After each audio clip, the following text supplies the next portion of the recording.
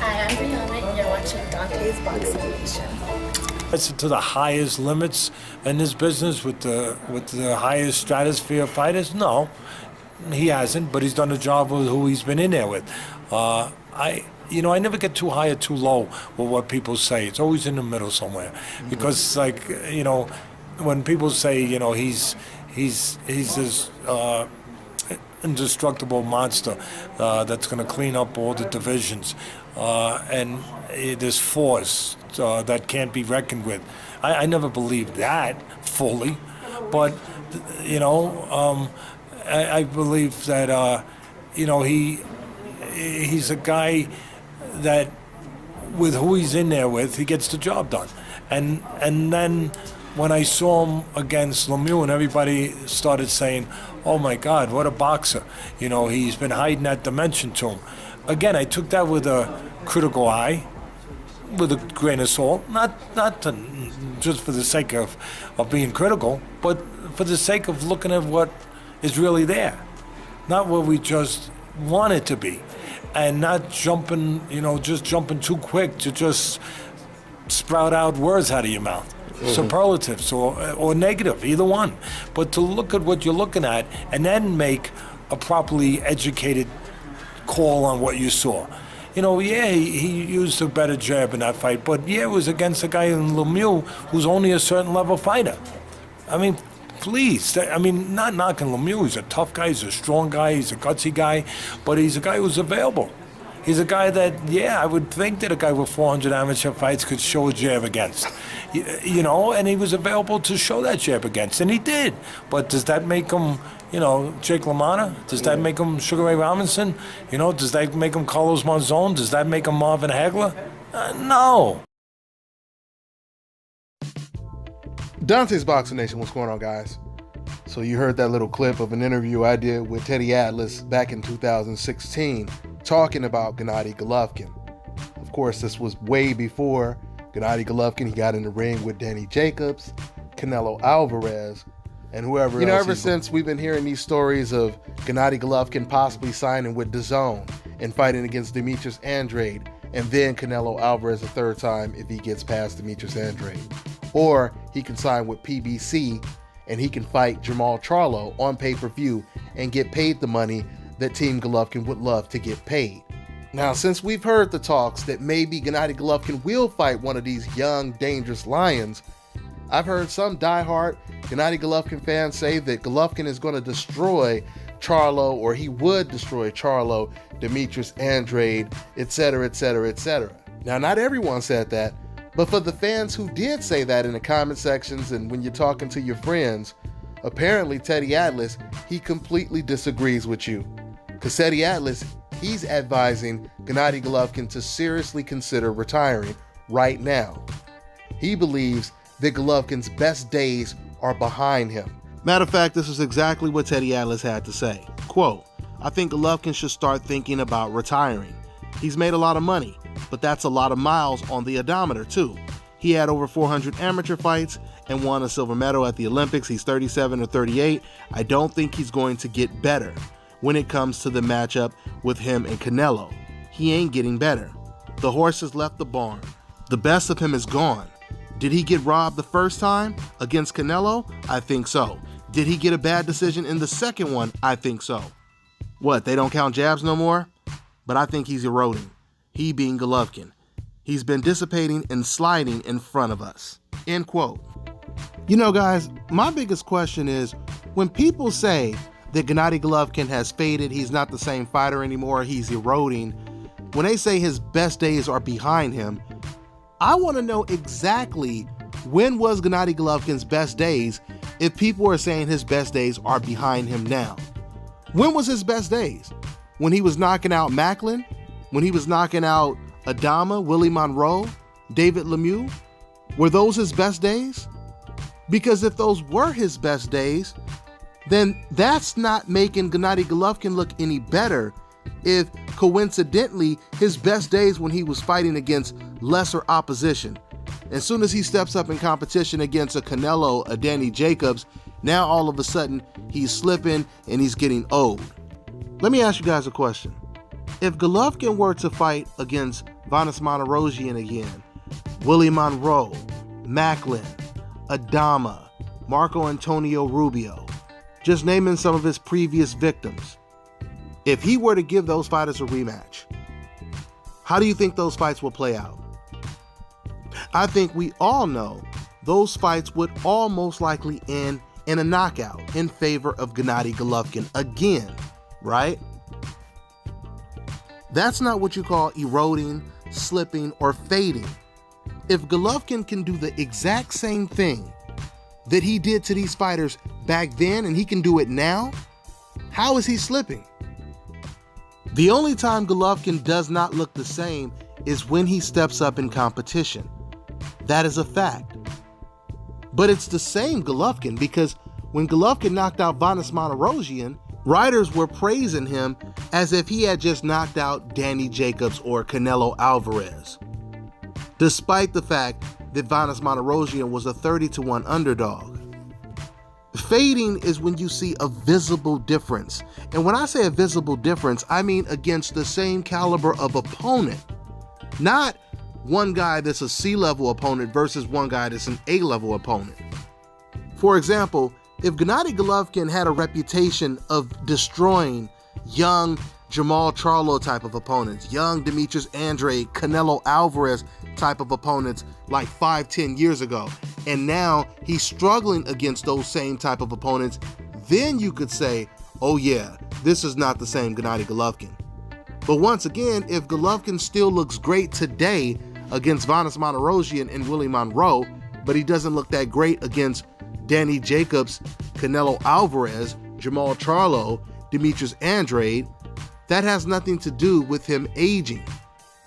Once again, when we see fighters age, they usually struggle against guys that they would have blown out easy. For example, if Gennady Golovkin would have won 9 rounds and he was fighting him in a life or death type of fight, then you could say that doesn't look like the Golovkin of old. In fact, the Martirosyan knockout was very reminiscent of the Marco Antonio Rubio knockout that Gennady Golovkin got. Let me give you guys a perfect example of visible, obvious deterioration when it comes to fighters fading. Let's take Muhammad Ali for starters. When Muhammad Ali, when he lost to fighters like Trevor Berbick, we know that Muhammad Ali in his prime, he would have most likely beat Trevor Berbick. That's the difference. When it comes to a Roy Jones Jr., perfect example. Roy Jones losing to fighters like Danny Green, Enzo Maccarinelli. Those are Roy Jones's Vanes Martirosyans, basically. If Roy Jones was in his prime, he would have destroyed those opponents. So we're not seeing a different Gennady Golovkin. We're seeing the exact same Golovkin. He's just in there with better competition. That's all it is. But I will say this though.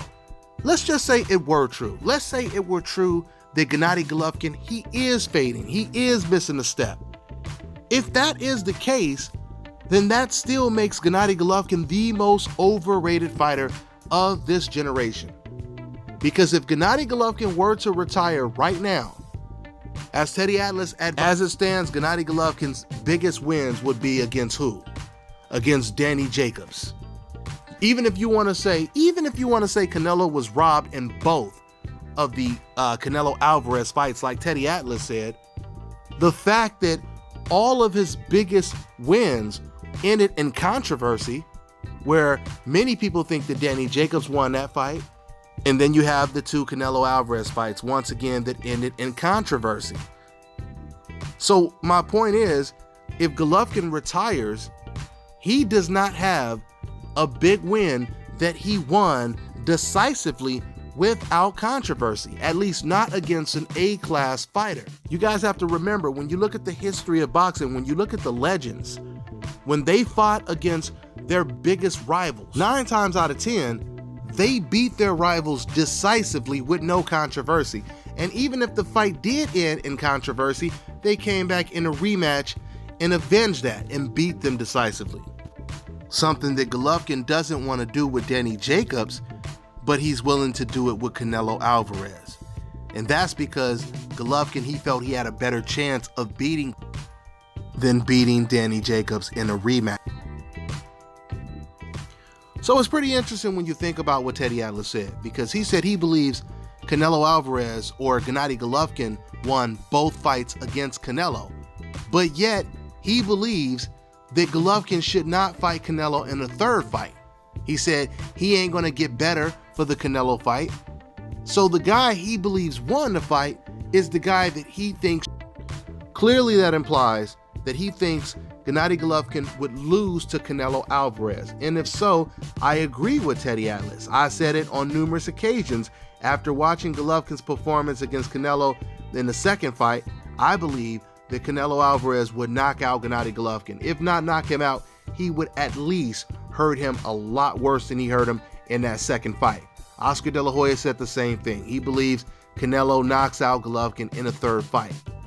This also suggests that Teddy Atlas believes that Gennady Golovkin would not beat a Jermall Charlo or a Demetrius Andrade. It sounds to me like Teddy Atlas, he's feeling the same way a lot of fans are. They don't want to see Gennady Golovkin get knocked out. Teddy Atlas doesn't want to see Canelo go in there and get knocked out by anyone. He would rather him just retire. But if Gennady Golovkin retires right now, as it stands, Gennady Golovkin right now is the most overrated fighter of this generation. You see, fans, especially on the internet, they use these words so often that they forget the meaning. A lot of you guys don't even know the definition of overrated. It simply means you rate someone higher than they deserve to be rated. And there is no fighter in this generation that has been rated higher than Gennady Golovkin when he did not deserve to be rated that high. Has anyone ever heard of the names Doug Jones or Charlie Powell? Those are some of Muhammad Ali's opponents that he beat decisively before he transitioned into the big leagues and he took out the big favorite Sonny Liston. Just imagine if Muhammad Ali's biggest decisive wins were against Charlie Powell, Doug Jones. But then once he fought against Sonny Liston, he struggled. The fight went 15 rounds. Fans are saying that his opponent got robbed. Some fans are saying Muhammad Ali got robbed.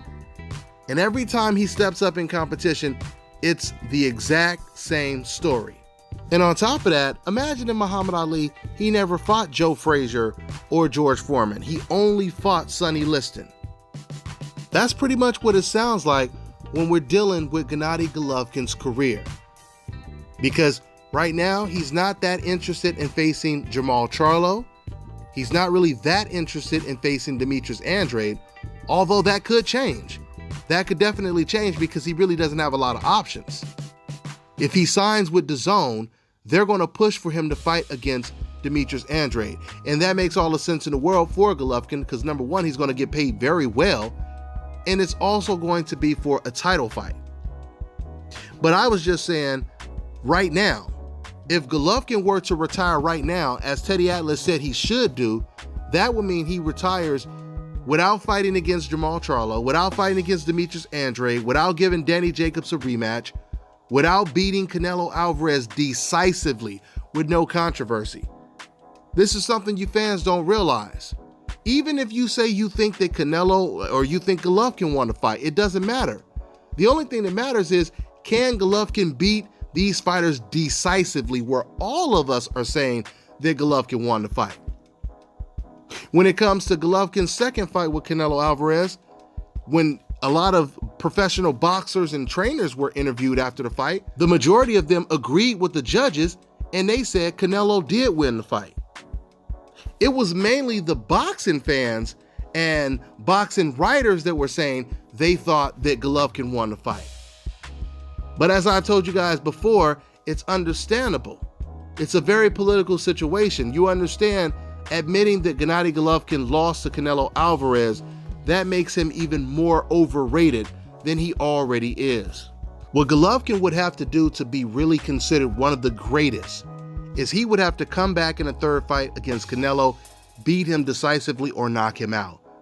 Then avenge that controversial fight that he had with Danny Jacobs, beat him with no controversy, and then beat a Jermall Charlo or a Demetrius Andrade with no controversy. Then you could praise this man like he is one of the greatest. He would be considered a legend then, as Jim Lampley called him when he was walking to the ring for that second fight against Canelo Alvarez. Speaking of being a legend, something else that Teddy Atlas said in the interview that I did with him, I didn't play the clip, but he said, now if Gennady Golovkin were to fight Andre Ward, and if he were to beat Andre Ward, he said, then I would put my Golovkin hat on, meaning he would give Golovkin all the credit that fans want to give Gennady Golovkin. So that's pretty much what it is. We'll see what Golovkin decides to do at 36, 37. I don't recall too many people saying that Floyd Mayweather needs to retire at 36, 37 because he might get hurt. So if Gennady Golovkin wants to be great, then he'll get in the ring with the most dangerous opponents and beat them. If not, he could just go ahead and retire with a whole lot of money, like Teddy Atlas kept saying. That's all I got for now, guys. I'm on to the next one. Take your striking game to the next level with the Focus Ball. Dramatically improved footwork, timing, accuracy, every reflex, head movement, and striking technique. Train every time, everywhere with the Focus Ball.